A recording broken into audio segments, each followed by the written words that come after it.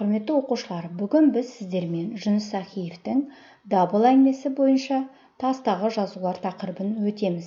Бүгінгі сабақта ол шығармадан алынған үзіндіні қайта өңдеп, креативті жазба жұмысын жүргізетін боламыз. Естеріңізде болса, 6-шы бөлімде Төленнің кит шоқ жұлдызының тұрғындарымен түркі тілінде тілдескенін білеміз. Еске сала өтейік. Сіз кім боласыз деп көне түркі тілінде сөйледі. Қазақ деген ел боламыз деді Төленде сол тілде. Қазақ? Иә, мына таңба жазуды қай кезден білесіз? Жыл есептеуіміз бойынша 6-8 ғасырлардан бері. Бұл диалог Төлен мен кит шоқ жұлдызының тұрғындары арасында болды. Ал осы екі әлемдік тұрғындардың көне түркі тілінде сөйлесуі ғажап. Сол себепті біз бүгінгі сабақта көне түркі тілі туралы танысатын боламыз. Көне түркі жазуы, басқаша орхон-енесей жазуы деп айтамыз. Біздің заманымыздан бұрын 5 ғасырлар мен біздің заманымыздағы 10 ғасырлар арасында түркі тайпаларының жазуы болып есептеледі.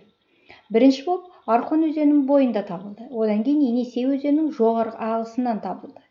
Бұл жазбаны кей роника жазбасы деп те атайды. Жалпы бұл әліпбиде 40-қа жуық графема бар. Көне түркі роника жазуы жұмбағын алғашқы рет 1893 жылы Вильгельм Томсон түркі тәңірі деген сөздерді тапқан болатын. Орхон ескерткіштерінің тұңғыш тәржімаларын 1894 жылы орыс ғалымы Радлов жасаған болатын. Жалпы көне түркі жазуларын ғалымдар 3 топқа бөліп қарастырады. Бірінші Енесей ескерткіштері, екінші Талас, үшінші Орхон ескерткіштері. Енесей ескерткіштеріне Енесей бойынан және Тува, Хакас, Алтай республикаларының аймағынан және Ресейдің батыс Сібірде орналасқан Жаңа Сібір облысы мен Ертіс бойынан табылған жазулар жатады. Оның қолданылған жазылған жылдары 5-7 ғасырлардың аралығы болып есептеледі. Бұл аймақтан табылып отырған көне түркі жазба ескерткіштердің жалпы саны қазіргі кезде шамамен 150-дей құрайды. Екінші топ Талас ескерткіштері. Бұл аймақтағы жазулар оңтүстік Қазақстан, Жетісу, Сыр бойы мен Қырғызстан аймақтарына таралған. Соның ішінде көп шоғырланған жері қазіргі Жамбыл облысында. Қолданылған мезгілі бірыңғай 8 ғасыр. Ескерткіштердің жалпы саны шамамен 20 шақты болып есептеледі. Үшінші топ Орхон ескерткіштері.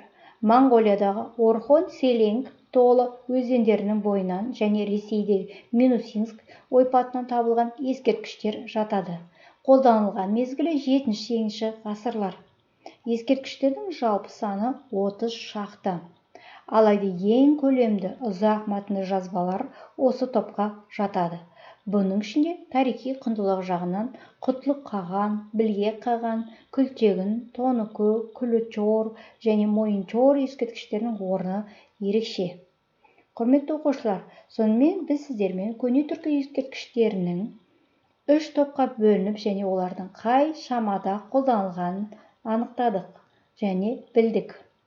Енді осыған байланысты сізге тапсырма.